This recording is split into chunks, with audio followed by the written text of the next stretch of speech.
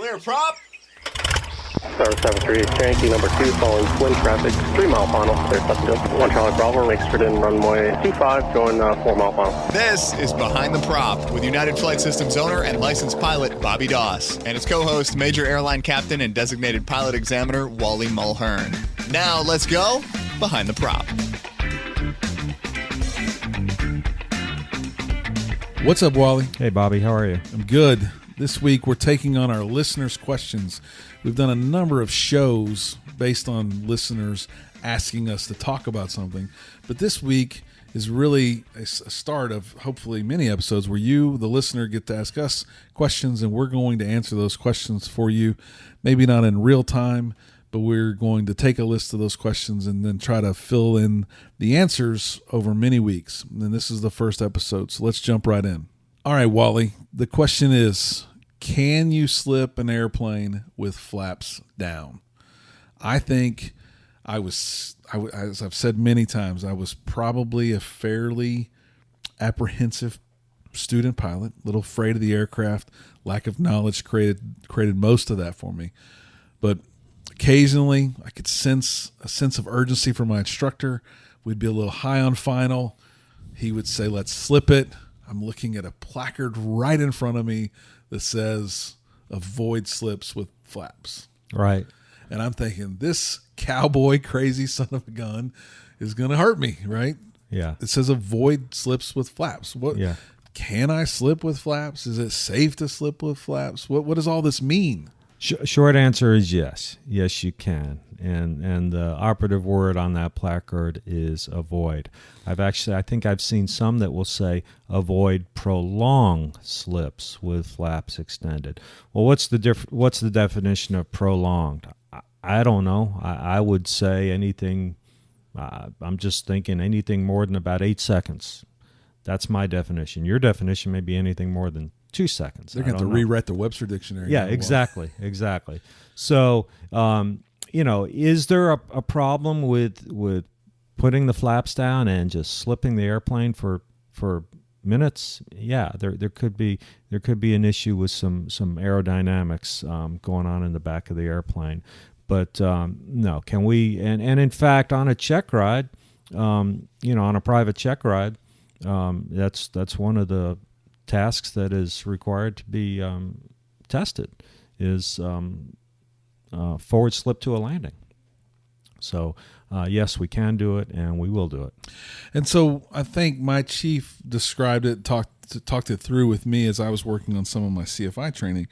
It is possible to do it. It is safe to do it, but there is something you might sense in a Cessna. We're not flight engineers. We're not test pilots, but we have some experience. And so really what's happening per my chief instructor is with the flaps being down and being in a forward slip, the air is disrupted coming across those flaps and then hitting the elevator. So you might have some stability issues with the air that's going across the elevator. Right. And you wouldn't want that low to the ground, of course. So that's why probably most manufacturers are saying avoid slips with flaps down. Yeah. But you can do it. It's just not probably something you want to do for more than 8 seconds as well. I'm just kidding. More for a prolonged period of time. Yeah, exactly. Great. Keep the questions coming. We love your questions. Another question we get is asking about efficiency of flight training. In other words, somebody wants to get their private pilot certificate, and someone wrote in and said, well, my cousin was a private pilot, and he said that I need to take care of getting the written done before I even start flight training. This is a controversial area. And one that we agree on, but as you've said, we are no doubt the minority. Yeah, I do believe we are in the minority. We are totally in sync, and this we just started talking about this one day. Bobby and I both believe that trying to do the written before you even start the flight training is probably not the way to go. I know for me personally, if I would have tried to do that, I probably would not have continued my career path to be a pilot, because I don't think I could have done it. I don't think I could have just read the book and read the theory and applied it to a knowledge test and been successful. I don't think I could have done that. What I needed is the practical application of it. And even if you could memorize the answers, really, what are you gaining? I mean, I don't know too many people that are taking flight training or want to take flight training, ask some people what they should do, and are getting that answer that aren't wanting to be a professional pilot. I mean, it goes back to, like, really and truly, are you learning the material or are you memorizing the material? So assuming, and the advice I always give is, okay, you're going to meet Wally next Thursday for your check ride, and you're going to have to sit down and answer Wally's questions for an hour and a half to 2 hours. And you sit down with him. Do you want to talk to him about the questions you missed 6 months ago that you took a written exam on before you were even anywhere near taking your practical exam? Right. Or would you like to sit down in front of Wally and answer some questions about the questions you missed 10 days ago when you took your written exam, after you had been through all the practical training, really understood what winds and weather and airspace meant to you as you flew through all of those things, and could practically sit down in front of a computer screen and answer a weather theory question that you practically understood instead of the one you memorized. Right.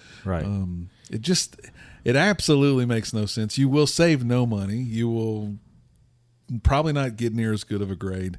Wally and I, while we are the minorities, we are pretty confident we're right on when you should take your written exam. Yeah, this might cause a little controversy. So if you're on the other side, feel free to write us, and we'll discuss it some more.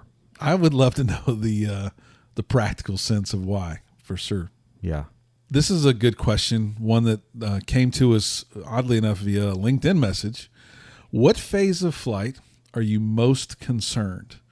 And maybe concerned is not the right word from the question asker. Maybe when are you the most focused? Well, I'd like to sit here and say that we're both great pilots and we're on our A game throughout every phase of flight, and we never miss a single checklist item, and we're perfect. But that's probably not reality.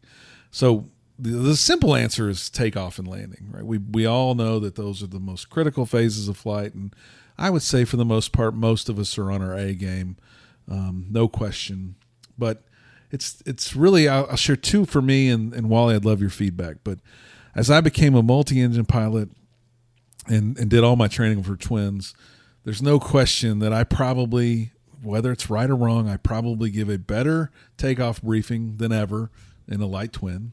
I talk about what we're going to do on the go, while we're in the go, and before we take off, and as the gear come up. I mean, there's 4 phases of just the takeoff that I'm probably going to brief really, really well. And I am on my A game on those engine instruments and really paying close attention, because you don't want to get into a point where you're losing an engine on takeoff and not ready for it. While that's not common for most, I'll say probably the real one that I would answer for everybody is in the pattern on base and final turns.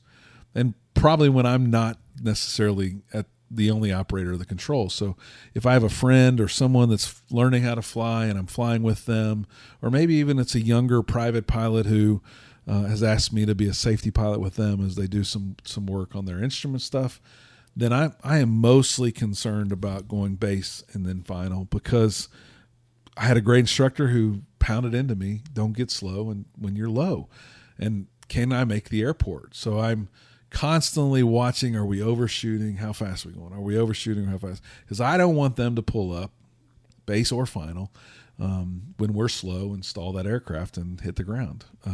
What are your thoughts on when you might be most concerned or most focused in phases of flight? Well, we're talking about kinder, gentler way of saying this. We're talking about not killing ourselves and what is going to kill us in an airplane. The bottom line is hitting the ground is what's going to kill us. So the closer we are to the ground, the more vulnerable we are.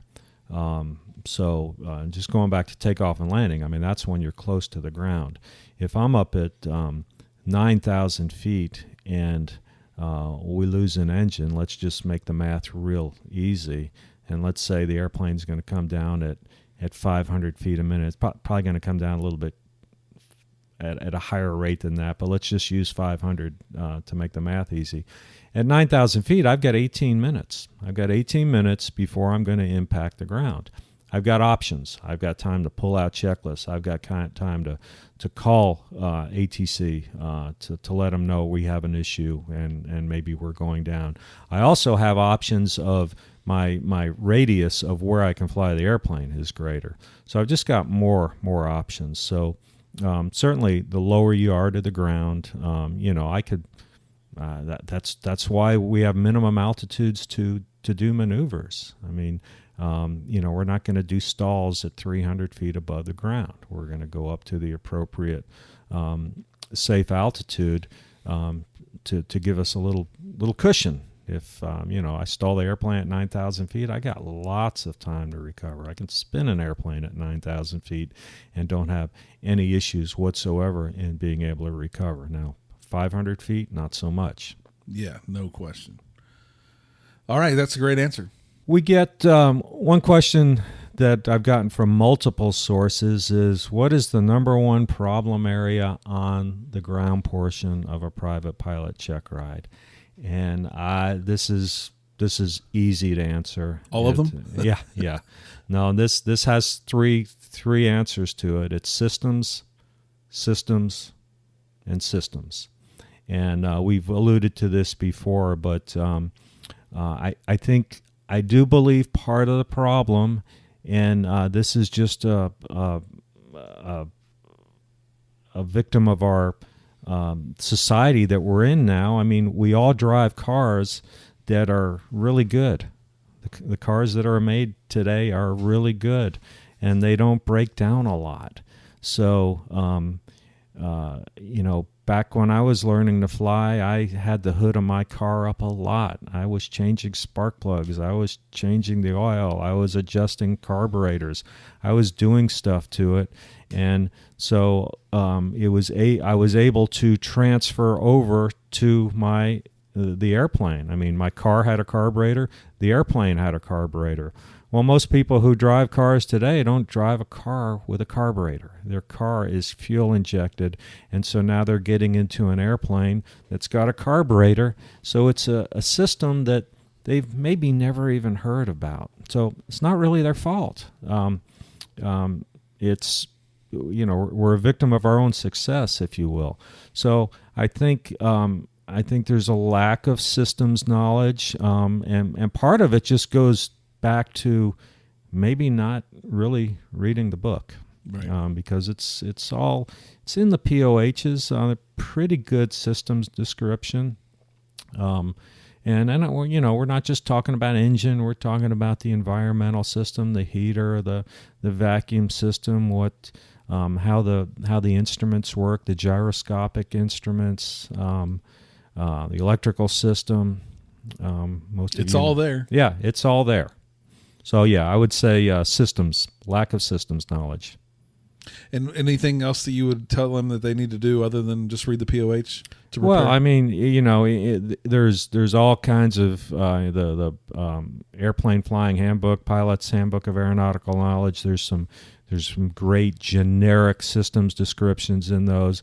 But also, go to your flight school or your FBO, and when you see an airplane out with the cowling off, get out there and look around, and I would bet good money that if you asked the person working on the airplane to help explain some things to you, they would be more than happy to do that. Yeah, they would point out the fuel pump and the magneto, and it would just make so much more real what you're reading in books that I think that's probably the best way to do it. Yeah. All right, great answer.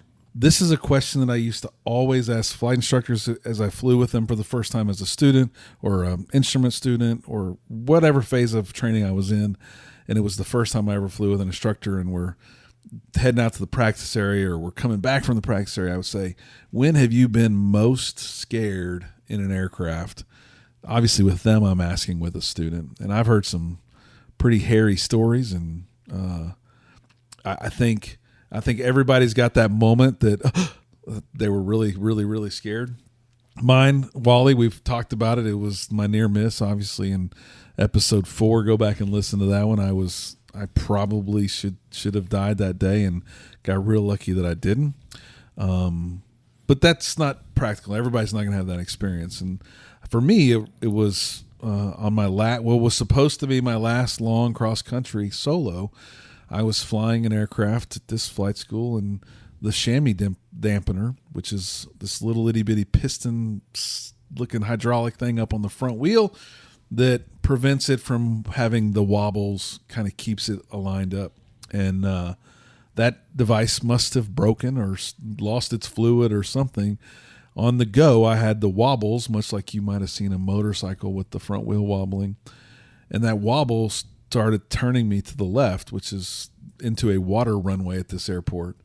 And I panicked. I can remember my heart racing. What if that would have happened at one of the other airports? My life flashed before my eyes as it related to that cross country. And I think my training kicked in. I just pulled the throttle, and I aborted the takeoff. And taxiing back was really no big deal without a lot of power.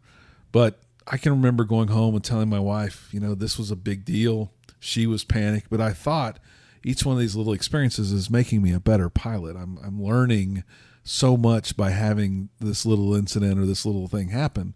But I can remember as a young, low-time pilot, that was one of those, I was really, really scared. How about you, Wally? I would say the first time I found myself getting a little scared in the airplane, it was a solo cross country. I was a student pilot. This would have been probably about January of 1982, February timeframe of 1982. And I was flying from Monroe, Louisiana to Natchez, Mississippi. I believe it's 66 nautical miles. And the border between Louisiana and Mississippi is the Mississippi River.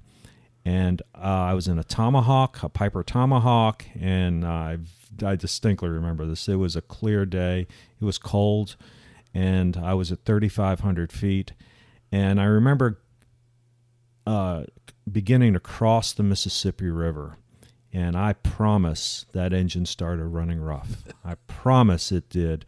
And I don't know, there's got to be a camera on the bottom of that airplane that saw water down there, and it all of a sudden started running rough.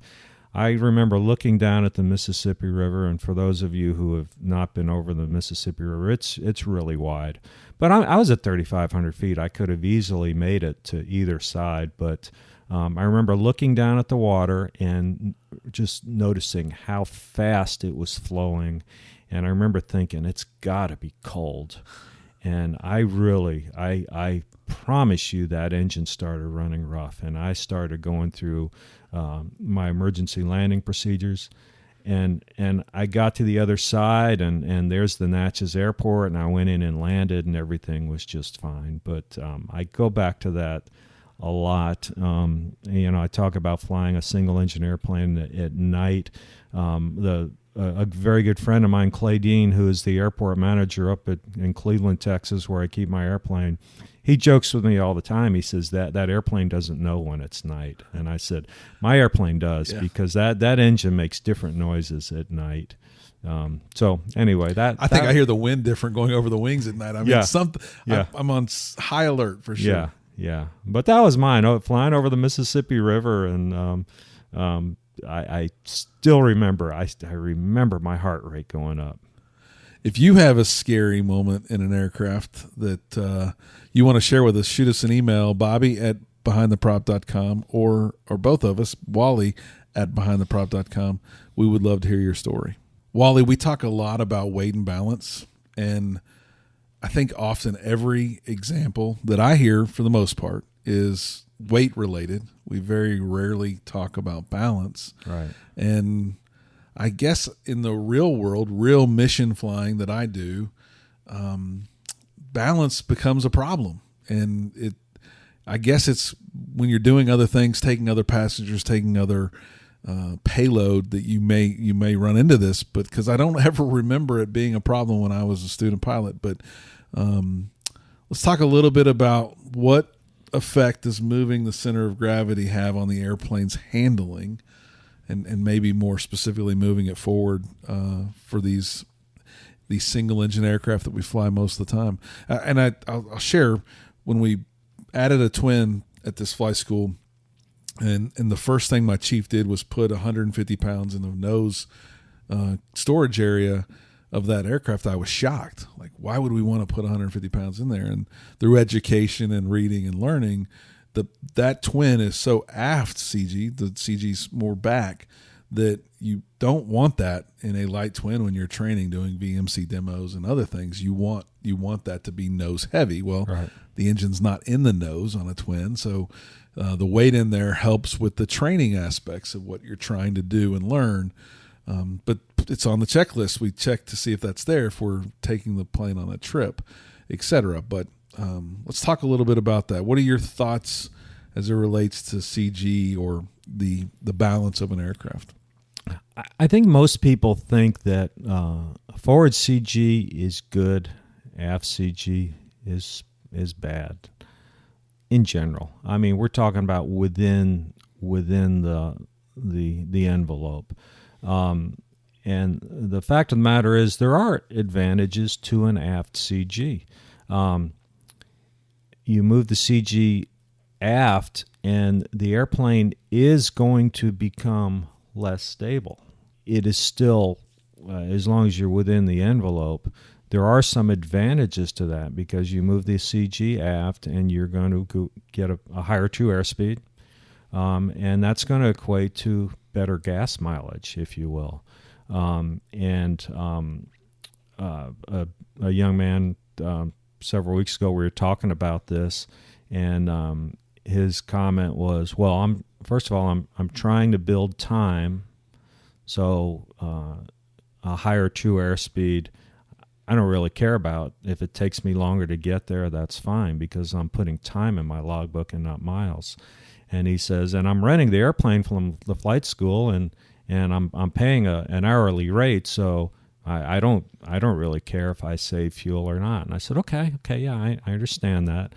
I said, well, suppose we're getting to our destination, and for whatever reason we can't get into our destination, an unplanned event, the weather was supposed to be great, or let's say we get there, the weather is good, but there's a disabled airplane on the runway.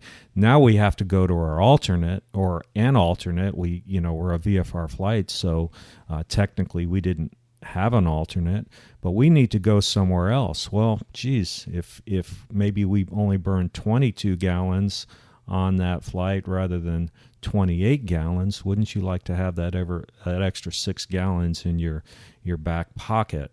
And his comment was, well, gee, I never really thought of it that way.